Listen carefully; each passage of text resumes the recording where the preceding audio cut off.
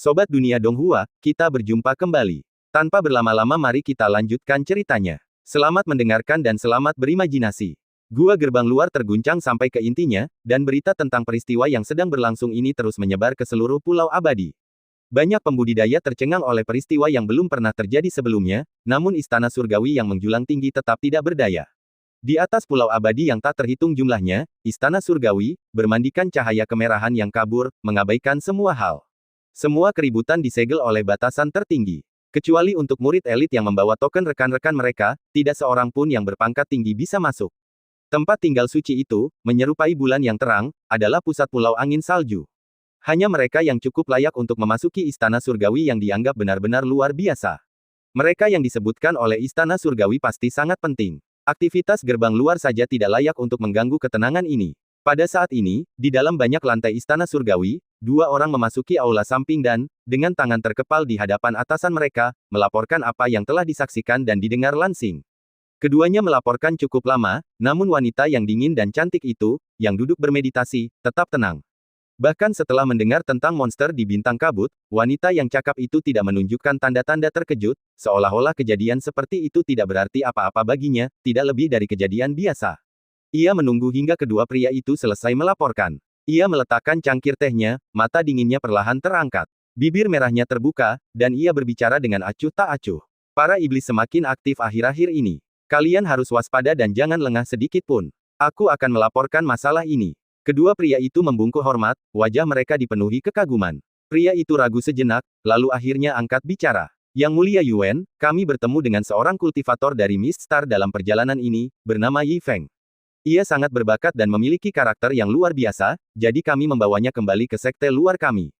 Ia sungguh bakat yang langka. Para wanita itu, saling menggenggam tangan, menggemakan sentimen tersebut dengan hormat, kata-kata mereka dipilih dengan cermat.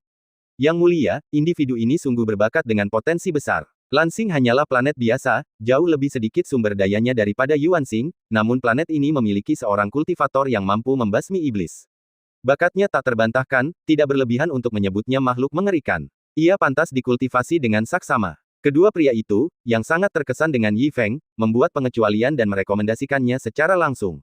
Mereka sungguh tidak ingin membiarkan bakat langka seperti itu terhenti di titik ini karena kurangnya sumber daya.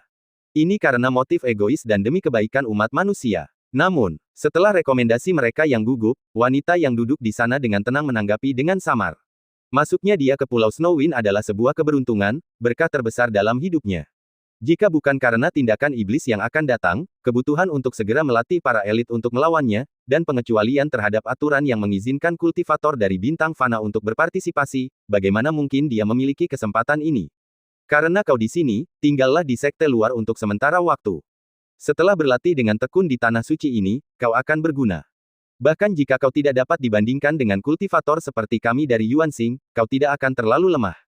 Suaranya yang dingin dan acuh tak acuh tetap terdengar, namun aura superioritas terpancar darinya. Kedua pria itu merendahkan diri, ekspresi mereka tak tersamarkan oleh rasa hormat. Terlepas dari kata-kata yang tampaknya tidak realistis, mereka tidak terkejut, juga tidak menyimpan prasangka. Yuan Qianyu adalah seorang yang berbakat, bahkan lebih dari itu, seorang yang mulia Pulau Snowwind, yang bertanggung jawab atas beberapa murid sekte luar, dan bahkan mereka diharapkan untuk mematuhi perintahnya. Terlahir sebagai seorang jenius yang tak tertandingi, ia dengan santai menginjakkan kaki di hutan belantara. Tentu saja, kata-kata dan tindakannya berstandar tinggi, bahkan kultivator biasa dari sub-bintang pun tidak terkesan. Wajar saja jika ia tidak memperhatikan kultivator dari bintang biasa. Bintang biasa terlalu tandus, dan kultivator dari planet sekecil itu pada dasarnya inferior dalam hal bakat dan kultivasi. Hampir mustahil baginya untuk mempertimbangkan mereka. Mendengar kata-kata acuh tak acuh Yuan Qianyu, kedua pria itu tidak keberatan. Namun, mengingat keunikan Yi Feng, pria itu bersikeras untuk berbicara lagi. Pendeta Yuan, mohon maaf atas beberapa patah kata. Meskipun Yi Feng berasal dari bintang kabut, ia mampu membunuh dua iblis besar, membuktikan bakatnya yang luar biasa. Lebih lanjut, sikapnya yang tenang dan kesediaannya untuk mengakui telah membunuh penguasa bintang menunjukkan integritas dan karakternya. Orang seperti itu, meskipun kultivasinya saat ini terbatas, dipaksakan oleh didikan. Dalam hal lain, ia memang bakat yang menjanjikan. Dengan sumber daya dan pelatihan yang berdedikasi, ia pasti akan mencapai hal-hal besar di masa depan. Kata-kata cemas ini diucapkan dengan gentar. Kebanyakan orang akan terkejut dengan pujian seperti itu, bahkan mungkin memperhatikan Yi Feng untuk melihat apakah kultivator bintang fana ini benar-benar memiliki kualitas luar biasa. Sayangnya, bagi Yuan Qianyu, kata-kata ini tidak terlalu berpengaruh. Matanya yang jernih tetap acuh tak acuh seperti biasanya, tanpa riak sedikit pun. Tangannya yang halus perlahan mengangkat teko meteorit cahaya bintang, dan teh harum itu mengalir turun membentuk lengkungan sempurna, memenuhi cangkir bagaikan mutiara yang jatuh di atas piring. Gerakannya sempurna, gerakan halus yang diimbangi oleh tangan yang halus, sebuah kenikmatan visual bahkan dari kejauhan. Hening sejenak, kedua pria itu mengepalkan tangan mereka dengan hormat, hati mereka dipenuhi kecemasan. Yuan Qianyu perlahan menyeduh teh harum itu, membaca pikiran di mata mereka. Menghargai bakat itu langka, tetapi berapa banyak jenius luar biasa yang ada di dunia ini. Terutama seorang bintang fana. Yuan Qianyu telah lama melihat dunia, tidak lagi memandang orang-orang biasa. Ia berbicara perlahan, suaranya masih sedingin biasanya. Seorang kultivator bintang fana tidak sepadan dengan energi kita. Jika kita ingin membina elit sejati, setidaknya kita harus memilih seseorang seperti An Xixuan. Meskipun karakternya biasa-biasa saja, kultivasi dan bakatnya lumayan, membuatnya benar-benar berbakat. Kultivator Mortal Star mana yang kau bicarakan lebih baik dari An Xixuan? Mendengar kata-kata ini, mata kedua pria itu melebar cemas. Yang mulia, ini, latar belakang macam apa yang dimiliki An Xixuan? Berapa banyak sumber daya yang telah ia nikmati sejak kecil? Yi Feng hanyalah bintang biasa. Bagaimana mungkin ia bisa dibandingkan dengan putra-putra dari keluarga sekuat itu? Ya, perbedaan status antara keduanya sangat besar. Jika Yi Feng punya sumber daya, dia belum tentu lebih rendah darinya sekarang. Dengan latihan di masa depan, dia pasti akan mencapai hal-hal hebat. Melihat kedua pria itu semakin cemas, seolah-olah mereka benar-benar telah bertemu dengan seorang jenius, Yuan Qianyu akhirnya kehilangan kesabaran dan berbicara dengan acuh tak acuh.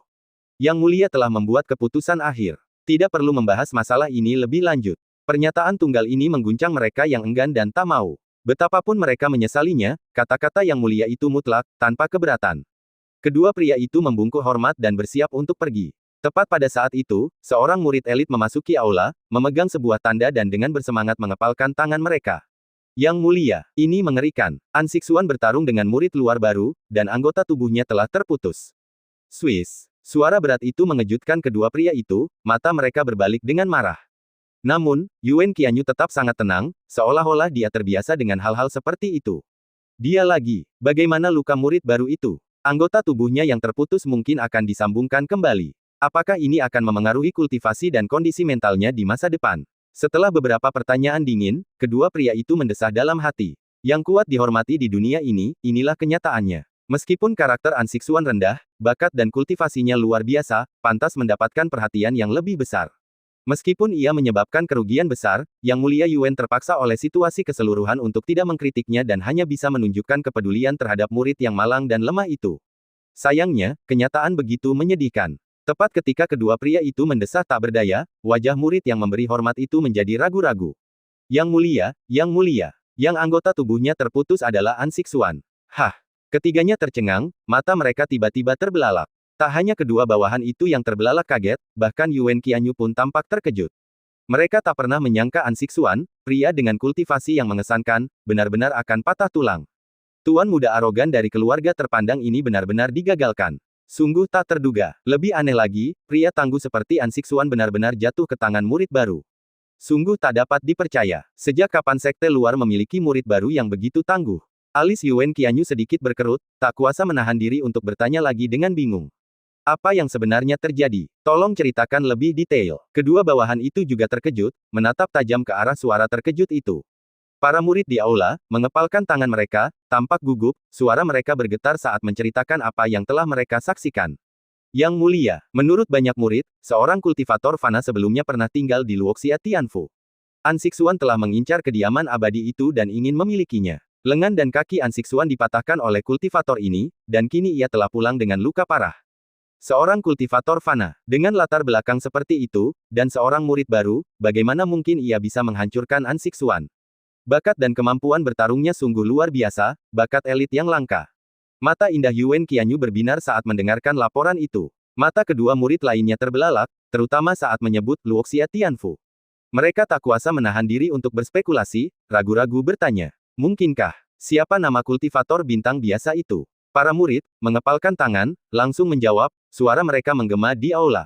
Menurut daftar nama, namanya Yi Feng. Begitu kata-kata itu keluar dari mulutnya, mata keduanya terbelalak kaget, wajah mereka bercampur antara terkejut dan terkejut, ekspresi kompleks mereka menunjukkan sedikit kegembiraan. Yi Feng, benarkah dia? Mendengar kata-kata gembira keduanya, dan menyadari kegembiraan mereka, Yuan Qianyu sendiri sangat terkejut, namun kini raut malu muncul. Ia telah salah menilai Yi Feng. Meskipun bukan salahnya, ia memang meremehkan kultivator bintang biasa bernama Yi Feng.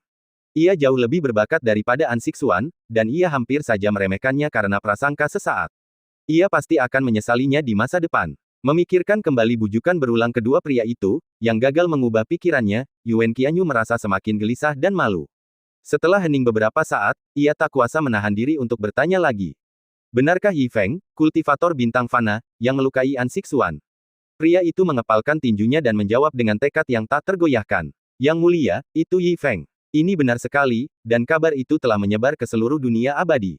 Setelah konfirmasi berulang kali, tidak salah lagi. Yi Feng memang bakat yang langka. Kedua orang yang mendengarkan sudah merasa bangga, tetapi karena mempertimbangkan martabat dan harga diri Yuan Qianyu, mereka menahan keterkejutan mereka dan menunggu. Pada titik ini, Yuan Qianyu tidak lagi ragu dan akhirnya menjawab dengan tenang. Saya sudah mengetahui masalah ini. Ketika sesama murid bertanding, cedera tidak dapat dihindari. Tidak perlu ribut-ribut. Biarkan masalah ini selesai. Kata-kata yang tampak tenang ini sebenarnya sangat menguntungkan Yi Feng. Membuat Yuan Qianyu mengambil keuntungan dari masalah ini untuk dirinya sendiri dan menyembunyikannya adalah pengakuan diam-diam atas kejeniusan Yi Feng dan pengakuan atas kesalahannya sendiri. Kata-kata tokoh penting seringkali memiliki makna yang mendalam, tak terpahami oleh orang biasa. Dua orang yang menunggu dengan tenang di dekatnya bukanlah orang biasa, mereka segera memahami makna yang lebih dalam dan dengan cepat mengepalkan tangan mereka sebagai tanggapan, bangga pada Yi Feng dan diam-diam senang bahwa seorang jenius seperti itu telah dibawa ke pulau itu. Yang mulia bijaksana, laporan itu juga disampaikan dengan bijaksana, dan ia tak berani bicara lagi. Menunggu hingga tak ada orang lain di sekitarnya. Melirik kedua pria itu yang menunggu dengan hormat dan ragu-ragu, Yuan Qianyu menyadari semuanya dan menjawab tanpa ragu. Tak perlu bicara lagi. Karena Yi Feng cukup berbakat, aku tak akan mengabaikan bakatnya. Aku akan memberinya tempat di peringkat surgawi. Kuharap kultivator bintang fana ini akan memahami usaha kita dan meraih prestasi besar di masa depan. Kedua pria itu membungkuk kaget, mata mereka dipenuhi haru. Terima kasih, Yang Mulia. Kami akan memberitahu Yi Feng, agar ia mengingat kebaikan ini. Tempat di peringkat surgawi sangatlah berharga. Bahkan di pulau ini, tempat para jenius berlimpah, tak semua orang berani bercita-cita menjadi salah satunya, apalagi seorang kultivator bintang fana. Begitu berada di peringkat surgawi, seseorang akan menerima pelatihan yang terfokus, dengan sumber daya istimewa dan perlakuan yang sungguh menakjubkan. Pencapaian yang belum pernah terjadi sebelumnya ini cukup untuk membuat ribuan murid takjub. Bahkan mereka, atas dukungan yang begitu murah hati, merasa sangat terhormat dan dipenuhi sukacita untuk Yi Feng. Dalam waktu setengah hari, garis besar daftar emas sepanjang 100 kaki muncul di hadapan patung besar yang mengelilingi Pulau Abadi. Nama-nama para jenius besar muncul satu demi satu, memicu seruan takjub dan kagum. Meskipun semua orang memiliki gambaran yang jelas tentang siapa yang akan masuk dalam daftar, dan kenyataannya tidak sepenuhnya mengejutkan, menyaksikan kejayaan seperti itu sudah cukup untuk mengejutkan dan membuat kagum para kultivator dari semua lapisan. Pada saat ini, mereka tidak hanya menyaksikan kebangkitan seorang jenius, mereka juga, sangat mungkin, menyaksikan kebangkitan kekuatan yang tak tertandingi. Sejak zaman kuno, banyak sekali master hebat telah mencapai ketenaran, kekaguman mereka membentang bertahun-tahun yang tak terhitung jumlahnya, dimulai dengan tempat di peringkat surgawi. Melihat bahwa sebagian besar jenius terkenal telah berhasil, kegembiraan dan kegembiraan para penonton berangsur-angsur mereda, hanya menyisakan rasa iri yang tak terlukiskan. Mereka berdiri diam, menatap peringkat surgawi. Tiba-tiba, lingkungan yang sudah suram menjadi semakin sunyi. Di daftar emas yang berkilauan, sebuah nama yang sama sekali asing muncul, Yi Feng.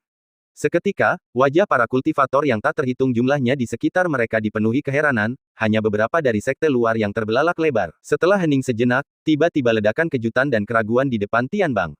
Yi Feng, siapa ini? Kenapa aku belum pernah mendengar tentangnya? Rekan Taois, kau tidak tahu, orang ini adalah pendatang baru dari sekte luar. Konon dia lahir di bintang fana, jadi belum banyak orang yang mengenalnya. Bagaimana mungkin seorang kultivator dari bintang fana bisa berada di peringkat surgawi? Suara kejutan dan keraguan terdengar hanya dalam beberapa tarikan napas, dan gosip serta diskusi panas memicu gelombang keheranan. Haha, siapa bilang kultivator bintang fana tidak bisa masuk peringkat surgawi? Rekan Daois Yi sebelumnya mengalahkan An Xixuan, bahkan mematahkan anggota tubuhnya. Dengan bakat seperti itu, bagaimana mungkin dia tidak masuk dalam peringkat surgawi? Apa kau serius? Banyak orang di sekte luar menyaksikan ini, dan sudah tersebar luas hari ini. Bagaimana mungkin itu palsu? Fakta bahwa An-Sixuan bahkan belum muncul adalah bukti yang tak terbantahkan. Seorang kultivator bintang fana benar-benar bisa menghancurkan An-Sixuan. Bakat anak ini benar-benar mengerikan. Siapa bilang tidak ada jenius di bintang fana? Rekan Daoisi perkasa, dan bakatnya yang luar biasa memang pantas menyandang gelar itu. Setelah serangkaian diskusi sengit, reputasi Yi Feng mengguncang peringkat surgawi, tak tertandingi untuk sementara waktu. Malam tiba, diskusi sengit menyebar ke seluruh istana abadi, dan reputasi iblis bintang fana ini menyebar seperti api. Bahkan para kultivator bintang fana yang biasanya penyendiri dan rendah hati pun dipenuhi kegembiraan malam ini, minum-minum dan tertawa. Sepanjang malam dipenuhi dengan kegaduhan, dan Pulau Feng Shui dilanda kekacauan yang belum pernah terjadi sebelumnya. Hanya gua mewah di Pulau Abadi yang benar-benar tak bernyawa. An-Sixuan, yang baru pulih dari luka-lukanya, mendengar kebenaran dan begitu marah hingga wajahnya membiru dan merah. Melihat gambar peringkat surgawi yang dikirim kembali oleh bawahannya, ia langsung memuntahkan seteguk darah. Puff, Yi Feng, kau menyerangku lebih dulu, lalu mengambil kesempatanku di peringkat surgawi. Aku, An-Sixuan, akan mengingatmu. Keesokan paginya, Yi Feng baru saja bangun, bahkan belum sempat membuat teh paginya, ketika seseorang berpakaian mewah tiba-tiba datang membawa beragam bunga dan tanaman, diikuti oleh setumpuk kotak hadiah. Konon, ia merasa beruntung bisa masuk dalam peringkat surgawi, membuatnya tercengang. Wow, peringkat surgawi yang legendaris itu sungguh luar biasa. Ia juga mengetahui dari saudara Su bahwa ia secara misterius berhasil masuk dalam daftar tersebut. Mengingat ekspresi iri saudaranya, awalnya ia mengira itu lelucon, tetapi ternyata benar. Kebahagiaan datang terlalu tiba-tiba, dan kenaikan gajinya terlalu cepat. Menghadapi ruangan yang penuh dengan kotak hadiah, Yi Feng merasa agak asing. Saat ia bertanya-tanya mengapa tiba-tiba diperlakukan seperti itu, sapaan lain terdengar. Rekan Taois Yi, kami datang ke sini untuk mengunjungi Anda karena reputasi Anda. Kami harap Anda memaafkan kami atas ketidaknyamanan ini. Yi Feng melangkah keluar dari kamarnya setelah mendengar suara itu. Sesampainya di gerbang halaman, ia melihat beberapa kultivator menyambutnya dengan penuh harap, semuanya dengan ekspresi cemas. Su Qingyuan memimpin jalan, juga membawa beberapa hadiah. Melihat Su Qingyuan seorang kenalan, Yi Feng tidak terlalu mempermasalahkannya. Ia minggir untuk mengundangnya masuk, lalu masuk ke ruangan, disambut kerumunan orang yang gembira. Setelah mengobrol singkat, semua orang semakin bersemangat dan gembira, mengepalkan tangan mereka untuk memberi selamat. Selamat, rekan Daois, atas pencapaian Anda di peringkat surgawi. Rekan Daois Yi, Anda telah berhasil masuk ke peringkat surgawi, dan kami, para kultivator bintang biasa, akhirnya bisa bernapas lega. Rekan Daois Yi sangat berbakat, dan kami bangga padanya. Siapa bilang itu tidak benar? Dulu, para jenius sub-bintang ini begitu arogan sampai-sampai mereka bahkan tak pernah melirik kami, para kultivator bintang biasa. Ketika tulisan emas di daftar itu muncul kemarin, mata mereka hampir melotot saat melihat nama rekan Daois Yi. Memikirkanku sekarang, aku merasa senang sekali. Sedangkan untuk An-Sixuan, pertama dia dipukuli oleh rekan Daois Yi, lalu dia melampaui peringkat surgawi. Dia benar-benar memiliki pernikahan yang baik. Dia mungkin semakin terluka sekarang, kan?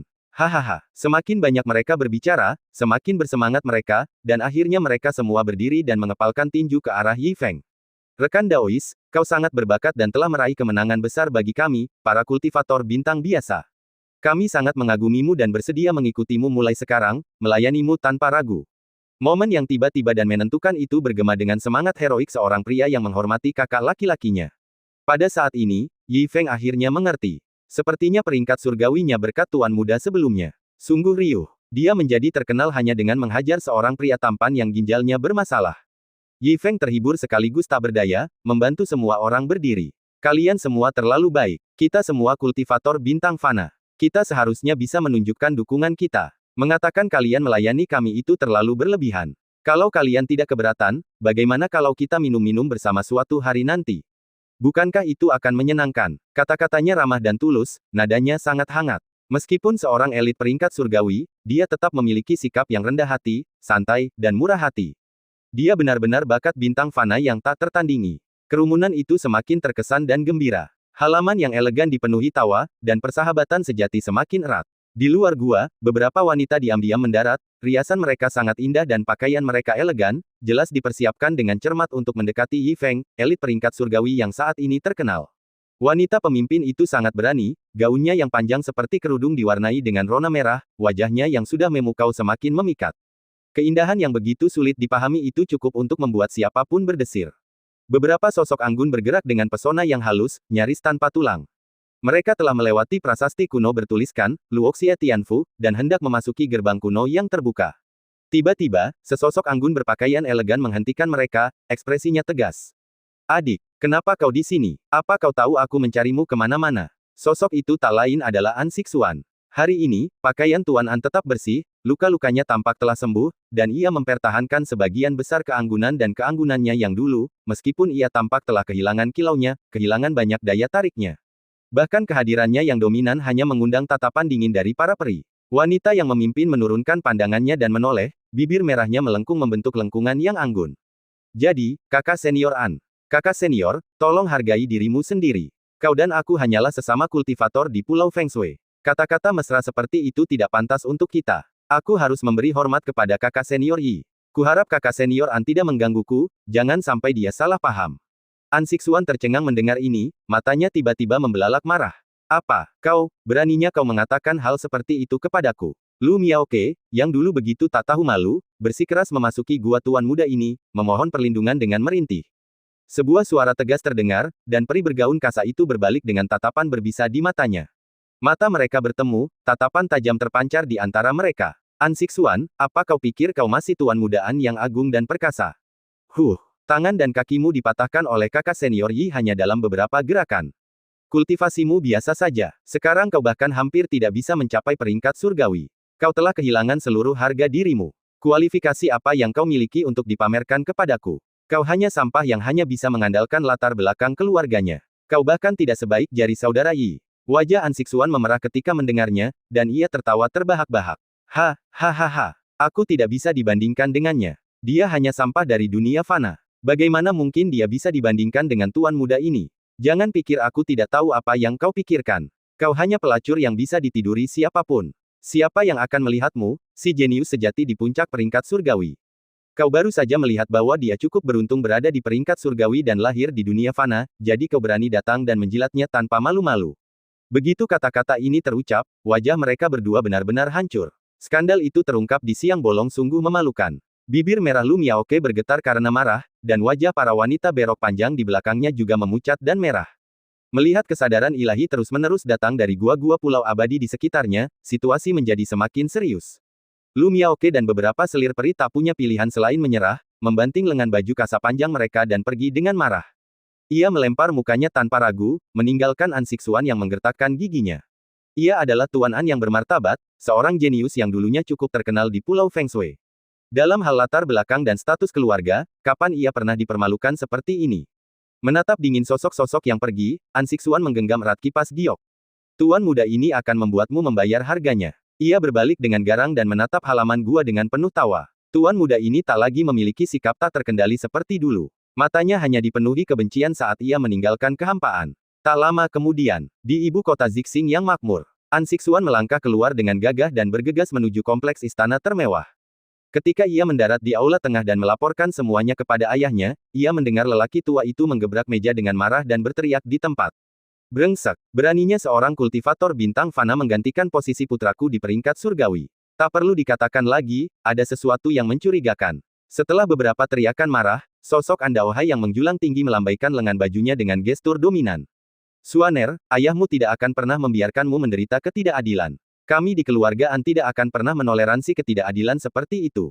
Tak perlu dikatakan lagi, ikuti ayahmu ke Pulau Feng Shui untuk mencari keadilan. Kami akan merebut kembali semua milikmu dan membasmi semut-semut oportunis dan licik dari bintang fana.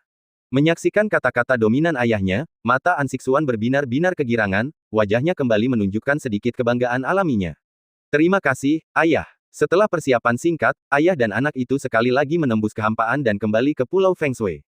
Dalam beberapa tarikan napas, mereka telah muncul dari istana surgawi. Dipimpin oleh seorang murid elit, mereka melangkah dengan percaya diri ke aula samping yang mulia.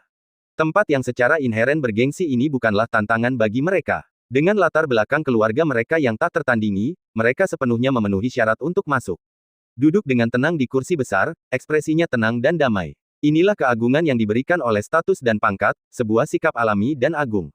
Setelah beberapa tarikan napas menunggu, Yuan Qianyu akhirnya muncul, duduk, dan bertukar beberapa basa-basi, sikapnya terasa lebih sopan. Melihat yang mulia yang legendaris, bahkan mempertimbangkan untuk memberinya sedikit rasa hormat, An Xixuan menjadi semakin percaya diri, duduk diam dan menunggu hasilnya. Bahkan sebelum melangkah keluar, ia sudah merasa yakin akan kemenangannya. Andaohai bahkan lebih mendominasi, berbicara secara langsung dan terus terang. Yang Mulia Yuan, apakah Anda tahu posisi putra saya di peringkat surgawi telah diambil oleh seorang kultivator bintang fana? Yuan Qianyu mengangguk tenang, ekspresinya tampak sangat tenang. Memang, peringkat surgawi menghormati yang terkuat. Meskipun orang itu berasal dari bintang fana, dia benar-benar pantas menyandang gelar itu. Tidak ada yang namanya, mengambil tempatmu darinya. Kata-katanya tegas dan tanpa celah, seolah tanpa ampun. Mata An Xixuan menggelap, dan ia mencengkeram sandaran tangan kursinya erat-erat. Ayahnya, di sisi lain, tampak sangat tenang. Tatapannya menghentikannya berbicara, dan ia melanjutkan perlahan, senyum lebar di matanya. Hehe, Yang Mulia, Anda bercanda. Bagaimana mungkin seorang kultivator fana biasa lebih kuat dari putra saya? Pasti ada sesuatu yang mencurigakan. Yuan Qianyu tetap bergeming, ekspresinya masih tegas. Kekalahan putra Anda di tangan Yi Feng sudah lama diketahui. Mendengar ini, Andaohai tertegun. Setelah beberapa jeda, nadanya menjadi dingin. Putraku mengalami cedera lama. Serangan mendadak dan kekalahan tidak akan cukup untuk menentukan siapa yang lebih kuat. 1000 kilogram giok Tian Huang. Aku bersedia memberimu 1000 kilogram giok Tian Huang, andai saja Pulau Feng Shui bisa mengungkap kebenaran dan memberikan keadilan kepada putraku. Kali ini, Yuan Qianyu tidak menjawab. Giok Tian Huang adalah material berharga kelas atas, krusial untuk pemeliharaan dan pengembangan pasukan elit Pulau Feng Shui. Setelah bertahun-tahun menipis, Pulau Feng Shui kini membutuhkannya lebih banyak. Namun, bakat seperti Yi Feng sangatlah langka. Jika ia dewasa, nilainya pasti akan menyaingi material berharga ini. Andaohai menyipitkan mata dan melanjutkan bicaranya. 10.000 jin. 10.000 jin giok Tian Huang. Yuan Qianyu mendongak mendengar kata-kata itu, tetapi tetap tidak menjawab. Andaohai menggertakkan gigi dan membanting sandaran tangan kursinya. 10.000 jin giok Tian Huang, ditambah pil Tian Hua. Aku hanya meminta keadilan. Pil Tian Hua. Jika ramuan berharga seperti itu ada, ia berpotensi melahirkan makhluk di tahap Tian Hua alam desolate, atau bahkan membentuk avatar tingkat kesempurnaan. Akhirnya, Yuan Qianyu ragu-ragu, bibir merahnya terbuka. Daftar peringkat surgawi telah dikeluarkan. Sekalipun Tuan Muda menyembunyikan sesuatu, hal ini tidak dapat diubah. Namun, jika memang ada temuan yang tidak pantas, ada preseden untuk mengubah daftar. Mendengar ini, Andaohai tersenyum. Yang Mulia bijaksana, saya percaya Pulau Snowwind akan bertindak tanpa memihak. Saya mohon maaf telah mengganggu Anda hari ini. Ayah dan saya sekarang akan pergi. Setelah perlahan mengepalkan tinjunya sebagai ucapan terima kasih, Andaohai diam-diam meninggalkan sebuah cincin kuno dan berjalan keluar dari aula samping bersama Tuan Muda An yang bersemangat. Andaohai dan putranya pergi untuk waktu yang lama, dan tidak ada orang lain di aula. Yuan Qianyu menghela napas lega, dan dengan jentikan jari gioknya, cincin kuno di atas meja jatuh ke telapak tangannya. Indra spiritualnya menyapu cincin itu, memperlihatkan harta karun di dalamnya. Yang Mulia yang dingin dan anggun itu tak kuasa menahan diri untuk mengepalkan tangan gioknya. Semua keterikatan memudar menjadi tatapan dingin dan indah. Ia mengeluarkan selembar giok dan mengeluarkan perintah hikmat. Panggil murid luar Yi Feng.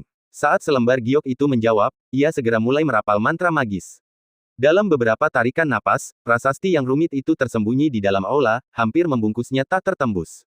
Siapapun yang masuk akan terjebak. Langkah kaki bergema. Tatapan Yuan Qianyu semakin dingin, tangan gioknya di lengan bajunya siap melepaskan mantra. Melihat pemuda tampan itu masuk, ia bertanya dengan dingin. Apakah kau Yi Feng? Yi Feng baru saja minum-minum dengan teman-temannya ketika ia tiba-tiba dipanggil ke sini. Ia tidak tahu apa yang terjadi, hanya tahu bahwa Yang Mulia telah memanggilnya. Mendengar wanita dingin dan anggun yang duduk di tempat tinggi itu bertanya, ia berasumsi bahwa itu pasti Yang Mulia. Ia secara naluriah menjawab, benar. Yuan Qianyu mengangguk pelan setelah selesai berbicara. Tersembunyi di balik lengan panjangnya, jari-jari gioknya memutar sebuah formula ajaib, langsung mengaktifkan pola formasi tak terlihat. Rasa dingin menyelimuti seluruh aula, dan tekanan yang luar biasa mengancam akan menelan Yi Feng. Di bawah kekuatan formasi yang begitu mengerikan, kultivasi pria ini pasti akan hancur total. Anehnya, setelah kekuatan formasi yang tak terbatas menyapu, melonjak melalui aula beberapa kali, Yi Feng tetap membeku dalam linglung, tampaknya tidak terluka. Hati Yuan Qianyu mencelos karena terkejut. Bagaimana mungkin ini terjadi? Seorang kultivator fana, betapapun berbakatnya, tidak mungkin begitu kuat dan mampu mengabaikan formasi 7 bayangan absolut yang telah ia buat sendiri. Namun, inilah kenyataannya. Formasi itu telah diaktifkan beberapa kali, namun pria ini tetap tidak terluka. Yuan Qianyu dipenuhi kecurigaan, tak mampu menahan spekulasi. Tingkat kultivasi orang ini jelas tak cukup untuk menahan formasi, namun ia tetap tak terluka hingga kini. Sepertinya ia memiliki semacam senjata ajaib yang melindunginya. Aku telah meremehkannya. Aku tak menyangka ini. Kultivator bintang fana ini, tak hanya memiliki bakat luar biasa, tetapi juga memiliki harta karun langka, sungguh istimewa. Mungkin orang ini benar-benar memiliki semacam takdir. Memikirkan hal ini, Yuan Qianyu ragu-ragu, menyesali kemungkinan memutuskan jalan seorang jenius seperti dirinya. Ia sungguh menyesal telah menyetujui rencana Andauhai untuk menghadapi Yi Feng. Namun, situasinya telah mencapai klimaks. Anak panah itu sudah di talinya, dan harus dilepaskan. Sekali terprovokasi, anak takdir ini tak terbendung. Membubarkan kultivator itu saja tidak cukup, akar permasalahannya harus dibasmi. Niat membunuh berkobar dalam diri Yuan Qianyu, dan ia hendak menyerang. Namun, Yi Feng semakin tak sabar. Mereka bilang Yang Mulia telah memanggilnya, tetapi wanita ini menatapnya lama sekali, tanpa berkata apa-apa. Apa yang sedang terjadi? Mungkinkah dia akan pergi kencan buta? Setelah beberapa saat hening yang canggung, Yi Feng hanya bisa menguatkan diri dan bertanya. Yang Mulia, saya ingin tahu mengapa Anda memanggil saya ke sini. Begitu kata-kata itu keluar dari mulutnya, Yuan Qianyu semakin tercengang. Formasi 7 absolut bayangan gelap telah diaktifkan beberapa kali, dan bahayanya sangat mengerikan, namun pria ini malah bertanya apa yang sedang terjadi, seolah-olah tidak terjadi apa-apa. Mungkinkah dia belum pernah merasakan kekuatan formasi itu? Secerca spekulasi melintas di benak Yuan Qianyu, dan ia merasakan gelombang tekanan. Anak ini mengandalkan senjata ajaib untuk mengabaikan formasi tersebut, yang dengan jelas menunjukkan tingkatan senjata yang sangat tinggi, mampu melindungi tuannya secara diam-diam, praktis setara dengan memiliki kecerdasannya sendiri. Anak itu sama sekali tidak menyadarinya. Ini sungguh berkah yang diidam-idamkan oleh banyak orang. Dengan harta karun seperti itu di tangan, masalah ini akan sulit. Menghancurkan kultivasi seseorang saja sudah cukup sulit, tetapi membunuh anak ini membutuhkan strategi yang lebih bijaksana. Setelah ragu-ragu sejenak, Yuan Qianyu tersenyum dan menjawab, berpura-pura tidak terjadi apa-apa.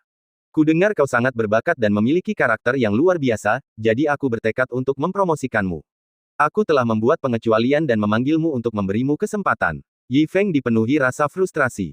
Sejak ia mencapai peringkat surgawi, ia dihujani hadiah setiap hari. Hadiah dari Pulau Feng Shui dan orang-orang pribadi memenuhi beberapa ruangan, sungguh luar biasa. Siapa yang menginginkan hadiah? Aku sudah datang sejauh ini, sungguh-sungguh mencari kematian, dan kau bahkan tidak menunjukkan sedikit pun bahaya kepadaku, dan malah memperlakukanku semakin baik.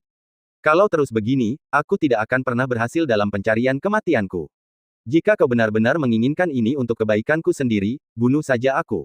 Terlepas dari keluhan batinnya, Yi Feng mau tidak mau mengucapkan terima kasih resmi kepada keluarganya atas kebaikan mereka. Terima kasih banyak, ia menggenggam tangannya dengan kaku. Yuan Qianyu mendorong pelan, dan ubin giok di aula tiba-tiba aktif, memperlihatkan tangga terowongan tanpa dasar di dinding kiri. Kesempatan macam apa ini? Yi Feng menatap linglung, tetapi Yuan Qianyu perlahan bangkit, tersenyum saat mendekat. Yi Feng, ini rumah harta karun tersembunyi. Aku sudah menyiapkan hadiah untukmu. Kau akan menemukannya saat kau turun. Jangan mengecewakanku. Hadiah lain. Yi Feng kelelahan mendengar semuanya. Tak mampu menolak kebaikannya, ia hanya bisa berterima kasih dengan enggan dan melangkah masuk. Melihat Yi Feng memasuki terowongan, sosoknya perlahan menghilang ke dalam kegelapan, Yuan Qianyu akhirnya mencibir dan melambaikan lengan panjangnya, menutup pintu keluar. Bang! Terdengar suara pelan, dan batu bata giok tertutup. Segala sesuatu di aula tetap sama. Tak seorang pun akan menduga ada terowongan di sini, dan seorang murid Pulau Feng Shui benar-benar telah masuk. Akhirnya, Yuan Qianyu perlahan duduk dan menghela napas lega. Kemudian dia memanggil seorang bawahan dan memberi perintah dingin. Sampaikan perintahku. Yi Feng di peringkat surgawi akan digantikan oleh An Xixuan. Pengunjung itu mengepalkan tinjunya sebagai tanggapan, raut kebingungan di wajahnya. Yang Mulia, maafkan saya atas permintaan maaf saya, tetapi peringkat surgawi sangat penting sehingga tidak dapat dengan mudah diubah. Yuan Qianyu menatap dengan acuh tak acuh, nadanya tegas. Kultivasi Yi Feng begitu intens hingga ia sudah jatuh. Bagaimana mungkin ia bisa menduduki peringkat surgawi? Posisi kosong ini tentu saja harus diberikan kepada elit lain. Bawahan itu terkejut mendengar kata-kata itu dan menjawab dengan penyesalan. Baik, Yang Mulia, pergantian kepemilikan peringkat surgawi sangat jarang terjadi, dan jatuhnya elit pulau bahkan lebih dahsyat lagi.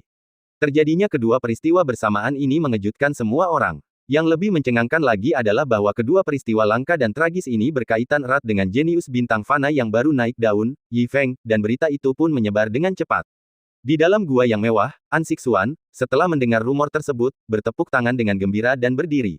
Bagus. Kematian yang baik. Sampah bodoh, beraninya kau berulang kali menentang tuan muda ini. Inilah takdir yang pantas kau terima. Andauhai tetap di posisinya, kilatan kebanggaan di matanya, namun ia juga mengucapkan teguran dingin.